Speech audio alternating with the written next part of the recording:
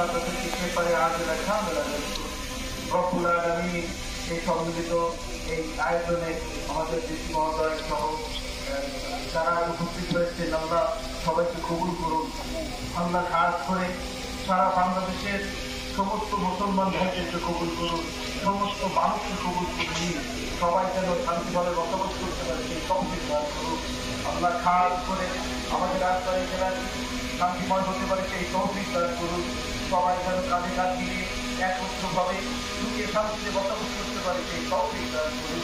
আল্লাহ বিশেষ করে আল্লাহকে আব্দুল গনি ভাই তাকে জান্নাত আল্লাহ থেকে বিশেষ তার পরিবার পরিজন সবাইকে ভালো থাকার তৌফিক দান করুন।